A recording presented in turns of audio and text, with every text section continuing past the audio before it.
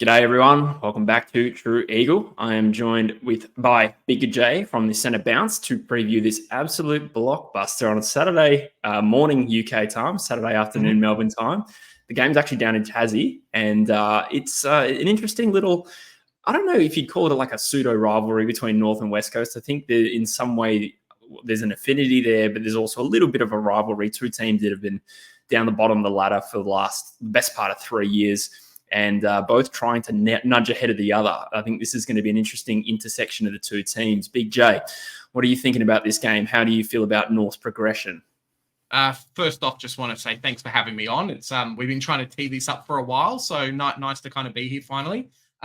Yeah, I would love if in a few years, instead of it kind of being the cellar dweller rivalry at the moment, that we end up being kind of like, hey, North Melbourne and West Coast, we're pushing for like top 8, and then the year after that, pushing for top 4, and watch out because it's going to be a blockbuster. You know, they always talk about kind of the Carlton and Collingwood kind of rivalries and things like that. And I think maybe I'm a bit far-fetched here, but we could actually build for something like this as well. Maybe the Adam Simpson Cup, if he ever comes back to North Melbourne. True. I think I could be wrong, but I feel like the Eagles and North might have had a little something going in the 90s. I think they're considered the two best teams of the 90s. I think North are they formerly the team of the 90s, but West Coast was also great during that era. I think of Jakovic and Carey, all before my time. Perhaps we could build to something in the future. It has been a tough few years. For me personally, I have no real dislike for North Melbourne. If anything, I've got a bit of an affection for them. I think that it comes born out of this period of both teams sort of really being anchored to the bottom of the ladder and a big gap between us and the rest of the competition. And now Richmond's kind of joined the party. But I think anyone would have to admit, despite the fact that both teams have been where they have been for 3 years, there's still very different stages of the rebuild. And I think, again, it's an interesting intersection at the moment. West Coast are higher on the ladder, an extra win.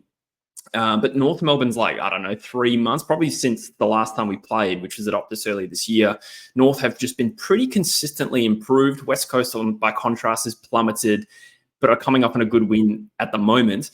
I guess how do you feel about the progression of North Melbourne since they beat West Coast at Optus in, I want to say, like round 12 or something like that? Well, I mean, it's been pretty well documented. Clarko basically got all the players together during the bye round and said, hey, like, what do you guys want? This is what I want for the team. We've got the talent to do that. Just give me a hand here. You know, I've done this before, 4-time premiership coach, that kind of thing. And, you know, marketable improvement, right? Now we're actually competing. Maybe a couple of games we've let go, but then you've had close losses to teams like Collingwood as well. So, yeah, it's not been too bad. Nice to see a lot of the higher, like, ranked draft picks kind of coming through and actually proving, hey, look, we're worthy of this type of pick. I mean, Will Phillips is a little bit shaky, but everyone else is doing pretty well. For sure. I'd love your thoughts on this. I've been saying a little bit on True Footy. I think this is probably the most impressive and compelling run of consistent form from North Melbourne. It has only yielded 3 wins, obviously, total. The West Coast being the first one, a couple since. But then I think there's also a bunch of performances in the middle there that were really quite good. I want to say, obviously, that performance against Collingwood, I think was that like the week after you played us or something like that. Pretty good against the Bulldogs, who have now, I think that was a 3-goal loss. Bulldogs are now one of the form sides of the competition. Seriously challenged Carlton. Probably another one in between that I'm missing there. Do you think this is the best sustained run of form, regardless of getting premiership points, that North Melbourne's seen probably in the last 4 years? Oh, definitely. I mean, like, if you go back 4 years, right, Brad Scott kind of left on bad terms. And from there, we had Reece Shaw, interim coach, turned into coach during COVID. And then he's left, obviously. And then David Noble last a year and a half. And then Clarko, kind of his first year of AFL, had the racism saga. So he only coached for half a season. So, yeah, pretty much. Post-bye, as you say, we beat you guys. And then 1 point loss to Collingwood that Laura Kane basically came out later on and said, yeah, it should have been a free kick. Sorry, umpires. 3-point loss against Melbourne, Dogs by 17. So it's probably our biggest loss there. And then Gold Coast by 4 points we won. So, yeah, it's not been too bad. Got smacked by Sydney. And then I think Sydney, after beating us, has lost quite a few games in a row. So maybe a bit of a North curse going on. For sure. You highlighted some of the improvement from a high draft pick, so there's no doubt about that. I mean, Harry Sheezel's putting together an incredible season. He's just built different. I said it the other day on True Footy. You're just like one of those freaks that are just in their own tier of talent. But I wrote down a few names here. I also think it's like another layer of players, some of them unheralded, that have probably taken the next step. Guys like Charlie Comben, Tristan Cherry might be the biggest example. Jackson Archer, Tom Powell to some extent, Bailey Scott. I know he had a good year last year, and Paul Curtis is a player that I know in particular because he plays well against West Coast, but he's also a pretty good young small forward. So what have you made of that extra tier, and to what extent do you think that's driving the improvement?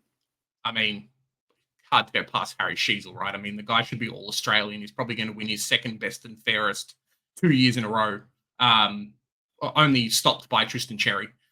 So, there's a lot to talk about him. A lot of people were complaining, he's going to, we do Supercoach, right? So a lot of people were complaining, the back line moved to the midfield. Maybe it's going to be a little bit like Nick Dacos, where he hasn't been as impactful as he was off the halfback, but the kid's just kicking goals, getting 30-plus possessions a week. Like, come on. It's been amazing. I think St Kilda fans, if they could go back 2 years and be like, cool, here's a second-round pick for Tristan Cherry, they'd be very, very happy right now, because he was available for a second-round pick, and, they just didn't want to pay up. We kept him, Goldie's left, and, he's doing very well. I think a lot of the other guys you mentioned, the biggest issue with North Melbourne is just time, right? We've got the talent, early draft picks by priority picks, or guys like Ben Mackay, Horn Francis leaving, even trades with you guys, how you got Jinby and that, and then we got the earlier picks. It's just time. You've got kids who are second or third year into their system. More games means better consistency. And I think with a lot of the players you've mentioned, Tom Powell, Curtis, for example, it's hard to be in a dysfunctional forward line or dysfunctional team when the midfield's not giving the forward line the ball delivery. So we fix that. The mixed field does better. The other positions do better. So, yeah, just a bit of time and functionality, really. Yeah, absolutely. I think, do you think Tristan Cherry, I think Tristan Cherry might be, along with Jake Waterman, two of the biggest shock breakout players. Sometimes you can foresee players becoming A-graders because of their draft position or whatever. Tristan Cherry, I remember round 1 of last year, I feel like he was toweling up Bailey Williams and he did an ankle. And then he played about 9 games last year. And I went into this year with Goldstein out, looking at North, going, that ruck situation, along with the key back situation, not looking good, only for Tristan Cherry to make me look like an absolute fool. I suppose 2 questions. To what extent did you see Cherry coming good in the way that he has? And secondly, is he All-Australian? I think there's a big thing about players and just kind of letting them play their role and letting them play well. And Cherry's definitely that type of player. Big men, as they always say, the kid's 25, he's finally come through. We know how good Goldstein was, and he was stuck behind Goldstein. I think we would have seen a little bit more Cherry play if he didn't get injured at the start of the season last year. Obviously, that set him back, and then we kind of gave Goldstein his last run at the, last run in the team kind of thing. He's just a very good player. He just kind of plays the role we need. I think the strength of the midfield make the ruckman better as well. And if North midfield wasn't as strong in terms of clearances and tackles and things like that, he would get found out a little bit more. But yeah, he's just dominating there. All-Australian, I think it would be very hard not to put him at least on the bench. With the injuries to like a Max Gawn and probably Grundy maybe not being as good, or Sydney not being as good the last couple of weeks, he's making a strong case, right? Yeah, I think you make a great point there. And I don't think I'm going off memory here, I'm pretty sure they sometimes pick a second All-Australian ruck and sometimes they don't. Yes. And it will depend on whether that second ruck is justified over the 22nd best player or whatever. So I think you make a good point. I think Cherry is All-Australian quality and so therefore could slot into a bench spot. But even just it's, again, intersecting a little bit with Gawn's injury and like you said about Grundy. So we'll see what happens, but he's been absolutely unreal. I remember when I think I was still in America. You messaged me after a couple of big Eagles wins when things looked a little bit different, Jay. Like the first couple of months of the season, I was feeling real good about my predictions. To clarify, I had West Coast 17th, North Melbourne 18th on the basis of experience, better injury run should translate in West Coast avoiding the spoon. And you messaged me something nice after West Coast won. It might have been the Derby, I'm not sure. And you commented on how you kind of wish North had these extra experienced players being able to lift, senior players playing their role. It's just fascinating for me, post West Coast smashing Melbourne in round 9, the way that has completely flipped. And, who knows who finishes high on the ladder at this stage. But now I'm just a little bit baffled at how West Coast have fallen off, albeit we have come off a pretty good win last week. What have you made of West Coast as an external person here going into this game? What's your read on West Coast? It's an interesting one, right? I mean, a lot of people always go back to the Tim Kelly trade and having to spend all those draft picks and kind of the thing that it's done for you guys. I think it'd also be the quality of players bringing in like your Jermaine Jones and things like that. It did feel as an external person that I'm not going to say Gold Coast retirement village, but I think for a little period of time there, West Coast was like that, and you were just grabbing for anyone who was going to come. And that's where some of these players kind of came in, and the quality of the good established talent is there, right? You do have a few more of those premiership players that are still there. Tim Kelly's still a good player, rise of Elliot Yeo and things like that, but it's the back maybe 10 to 15 players, the other guys on field that do have to be relied on at times. And they're kind of the ones who have fallen off, I think, a little bit. Similar to a North Melbourne, how we were at the start of the season, right? You're a young kid, maybe you can tell me how many guys on the West Coast list have played under 20 games, from last week and weeks before. Like, it's just consistency, really. You're going to have good weeks and bad weeks with these players. And once they start to get the game time and maybe time into their legs, that kind of thing, you guys will see a lot more of those consistent wins. I think similar to Brisbane, you have to break the hoodoo though and say we need to start winning more games away from away from Perth, because that's really going to hurt you guys. Yes, absolutely. As much as there's been a Gold Coast narrative this year about winning away, I think theirs has been a lot more extreme where they win at home and lose away. But there's no doubt that West Coast's all 4 of their wins have all been in Perth, and the gap between the best and the worst at West Coast is startling. There's a few clubs that can say that. I think Adelaide's a great example of that too. But for us, it just became this 10-week malaise, and I think it culminated in the loss of our coach, and that reflects how far off we were from expectation. But I don't know, there's a bit going on, at least as well from a team selection point of view, which is probably the next phase of this conversation I'd love some insight on. And, going into this game, North Melbourne, I know that Wardlaw and Logan probably definitely going to miss. And I think Zach Fisher is a fitness test. Can you speak to us about, team news?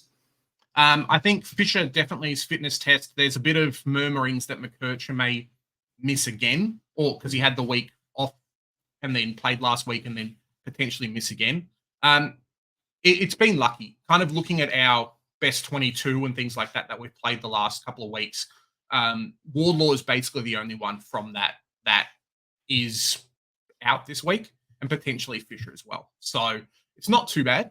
We'll run a fairly close, best 22 from last week playing again this week. So it's not too bad. We're not having imagine if Nick Larkey was out, for example, or Cherry was out, things like that. A lot of stuff would change, but at the moment, it's not too bad.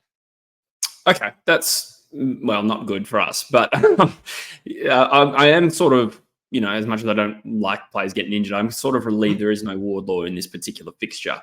And to be fair, with West Coast determination to select an extremely tall forward line, Logue out is also probably a piece of that puzzle, although I do think in the blustery Tasmania conditions that our tall forward line might actually bite us in the arse. Just to cover off some West Coast changes, we do know that Harry Edwards will be a forced change out for, we were hoping Tom Barras, but he's also been ruled out. So the Eagles will have one true key position, Jeremy McGovern, unless they select Rhett Bazzo, who's played a couple of waffle games this year. It is still possible. I believe that Jamie Cripps has just done an AC joint at training today. I hope that's not fake news. I think I saw that on Instagram without really triple checking it, but I think he's going to be out for this game. And Andrew Gaff has been confirmed to be playing in this game. It may be as the sub or what, but he'll return to the side. So we do know that much is true. And we do have Petruccelli and Hutchinson returning from suspensions, but, coming off a good win. I don't know how many unforced changes we'll make. So for me, I think what will be interesting is the two, well, our forward line and your back line intersecting with no Logue. Us only having Gov. You guys don't play a particularly tall forward line. I think you've been running with Larky, who always tears us up. Don't get me wrong. So that is a threat. And Teakle, how's Teakle going? He's not been doing too bad. Just kind of going back to the Logue talk, right? He obviously had his ACL issues and things like that. He came back for a week and then he missed last week as well. So it's not like he's been out. He's been playing the whole year. And then imagine like a McGovern if he was missing. It's not the same with us with Logue so much. So I think our backline is probably going to be Comben, Aiden Core, and then potentially a Pink or Will Dawson or a few of these other kind of players. I mean, Cal Dawson is interchange from there. But talking about Teakle, mate, I'm very, very happy that we picked up Teakle.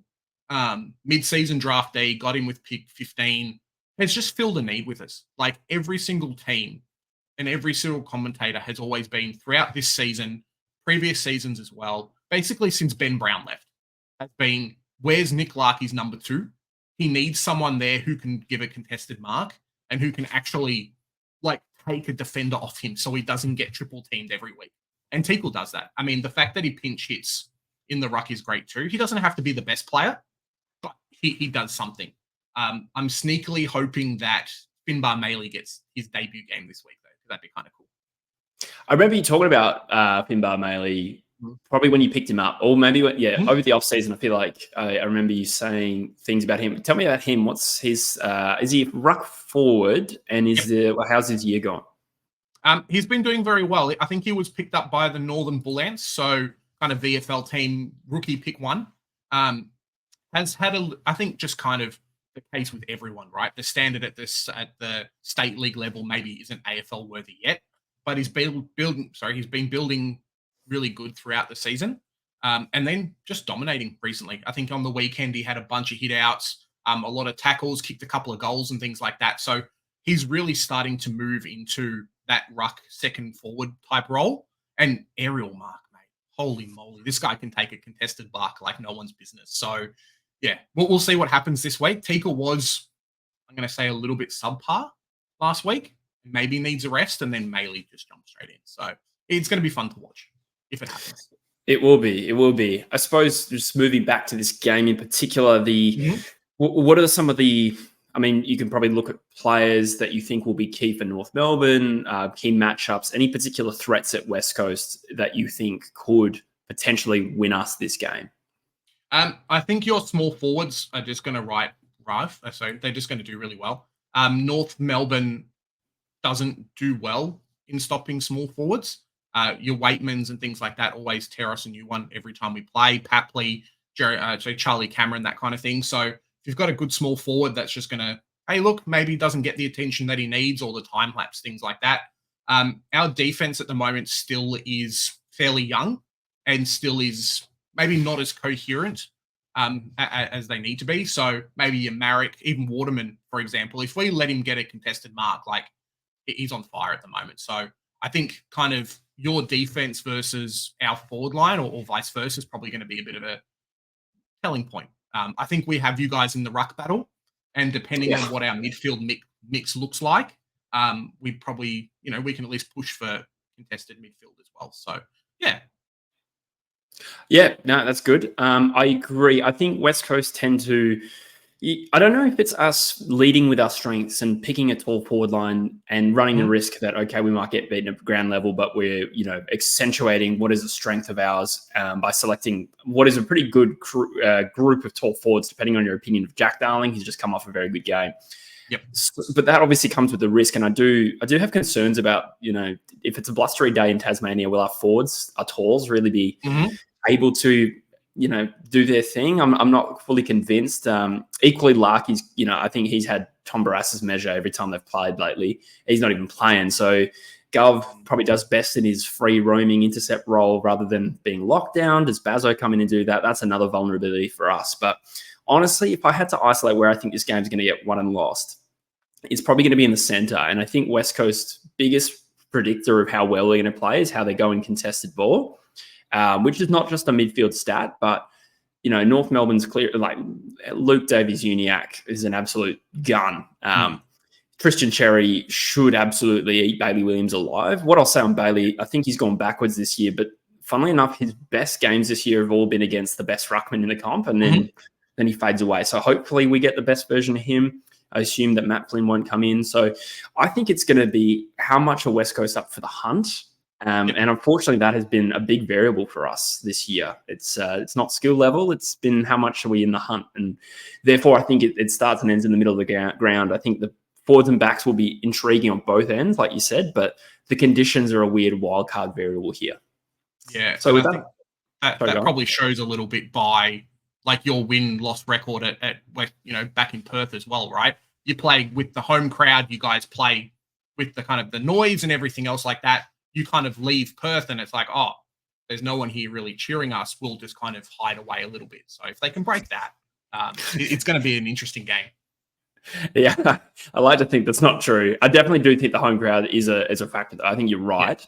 Yeah. In particular against Gold Coast, I think that played a big factor. And I think in contrast to some good games we just played against Brisbane and Fremantle, against Gold Coast in the last quarter, I think West Coast for the first time really refused to lose. Yep. And that was ultimately the difference. So can they lift after a big emotional dump like that? I don't know. What are your predictions for this game? How do you see it going? If we were playing in Perth, I think you guys would have it. I'm hoping that North Melbourne gets the win. It's going to be a close one. I think it seems like we play maybe 2 or 3 good quarters out of the 4. So if you guys can take advantage, I mean, post halftime break, we're atrocious. I don't know what it is. We'll give up like 40 points of a lead until we get back into form again. So if something like that happens again, there's a chance that you guys can push through. It really comes down to the matchups. And, you're talking about contested game. Tristan Cherry, man. It's going to be kind of pushed through him and things like that. If it's bad weather and there's a lot of stoppages, I think we have you guys. Like just LDU, Cherry, even without Wardlaw, like Tom Powell, tackle numbers and things like that. We've got a lot of those kind of kids. I think North Melbourne's one of those teams. I always say, if you don't have the experience and the players to run up and down the ground, you tackle them so the opposition can't move. And I think they've kind of taken that to heart a little bit. Obviously, Clarko doesn't listen to me, right? But they've taken that to heart a little bit, and it seems to be what's working. So our tackle numbers are going crazy, and I think it's going to be an interesting game there. I agree with that. I'm not feeling super confident about this game, particularly off the back of an emotional win. Now, last time we had an emotional win or like an exciting win, we lost by 100 points the following week. I'm trying to think. After the Derby, we lost to Gold Coast. I'm not sure. I think that coupled with a few outs, Cripps and no Barris and Edwards, that it's probably actually not even that. To be honest, I'm just not confident that we can handle the conditions. I think your point about wet weather footy, blustery conditions, that working against West Coast, we haven't been a wet weather team for a long time, let alone right now in the situation we're in. If it's a beautiful day for football and we can hit up our tolls and they can be a real impact up forward, we're a chance. But, down in Tassie, one thing I didn't even mention, North's actually beaten West Coast 5 out of the last 6 encounters. Other than when West Coast beat the Roos last year at Optus, the previous time was literally in Queensland in the pandemic. So there is some form there. Tasmania, North Melbourne still probably looking for that 4th win to really demonstrate, what's the word? Statistical improvement. They actually will have won more games than the previous 2 years. I think there's going to be a lot to play for. I'm hoping for the best, but I don't have any faith. I'm thinking North by 6-7 goals. Yeah, North, as obviously me being a North Melbourne fan and whatnot, but recently North Melbourne fans, I think, have been a little bit fickle with our kind of traveling and games like that. If it's a game that we think we're going to be competitive and we're going to win, a lot of the fans will show up. And I think we'll see that in Tassie this week. Like the team's been going well, things like that. I mean, I don't know how many Blundstone Arena can hold, but I think there's going to be a very high majority of North fans there. And it's going to be kind of every tackle, every goal, like it's going off there. So kind of the opposite of what you guys have up in Perth. Yep. I agree. And, sometimes it's just in games like this, weaker teams can get a bit of a sniff and play a little bit differently. And North Melbourne have been playing, with some heart and soul for an extended period now. So my doubts aren't really around them. It's hopefully West Coast have that same attitude and we can make a good contest of it. I still think we can win, but I would be pretty surprised, to be honest with you. So that's where it sits for me. 100%. You look at North Melbourne, as good as the team is, it's always the opposite as well. Like, we can just put on a stinker at any time. So if it's a very much probably not 50-50 game, but let's pretend maybe 60-40, I think, this weekend. Well summed up. Those are our predictions. Before we let you go, time permitting, I would just have a little bit of an insight on off-season stuff while we've got you. This is technically a preview, but a North Melbourne voice. Obviously, West Coast and North Melbourne have been picking at the pointy end of the draft for a few years now. Any particular thoughts on what North Melbourne should do this offseason? Holding pick to midfield heavy draft. Do you think they trade down? Are there trade targets you're looking at? I think we still pick best available. If it being, I think we'll take one of Jagger Smith. That is kind of my top three. So one of Jagger Smith. So I think he's going to go to Richmond just for the fact that he's been playing VFL with them. The only reason why they wouldn't is maybe they'll get him with a pick, like early 10s, things like that, or pick like 6, 7, 8, depending on the players leaving. Smiley or Finn O'Sullivan. So I think we're still building for talent. If we look at needs in the team, we've been linked to trainer a little bit, kind of North Melbourne, loves the club, that kind of thing. But our backline, surprisingly, is pretty hard to get into at the moment. And there's not a need for a 195 centimeter good key defender to come in. Like, he's not going to push Comben out. He's not going to push Core out. He's not going to push Logue out. If Will Dawson plays back, he's not going to push him out either. I think we can pick up his type later. But just like another midfield bull to finish it off, I'm really hoping we pick up Smiley. That's kind of my pick. Like, just, you look at North Melbourne's midfield plus a Paddy Cripps / Bont type in there, and it's like, hey, build for the future. We're ready to go. So, yeah, that's kind of my prediction. Probably picking up a small forward with our pick in the 20s. Cool. That's good insight. I suppose the West Coast part of me was intrigued because I'm kind of hoping we trade down. So if there's one less team trying to do that, then I think that's good. And I agree on the assessment of Smiley being very different to what you've already got. Finn O'Sullivan, I think, is a star. Jagger Smith as well. But considering you've invested in the draft, you've got a pretty good young midfield at the moment. Smiley is the most pointed difference example. Yep. So I like that, but I'm sure we'll have these conversations more as we get closer to October and November. There's 100% chance that we could take Finn O'Sullivan just because Clarko loves high IQ, really good players. And imagine North Melbourne with a second Harry Sheasel. So, it's hard to pass up, right? Yeah. Absolutely. Well, I think that'll sum up the preview. Thank you so much for your time, BJ. Where can we find you if we're looking for your content? I know the answer, but let the audience know. We're just up on the Centre Bounce, so you can Google Centre Bounce and you'll see us there. Centre Bounce on Twitter as well. So jump on. Hope you guys subscribe. We do a lot of Supercoach content, and then we do a lot of kind of stuff throughout the week as well. Or you can jump on Fancast as well. So Fancast on YouTube, Twitter. Yeah, love their work. Yeah, Fancast is another good one. I've been seeing a lot of my Instagram reels, which is great to see. But thanks so much for your time, mates. And repeat after me. Go Eagles. Go Eagles. Just kidding. Can't believe that worked.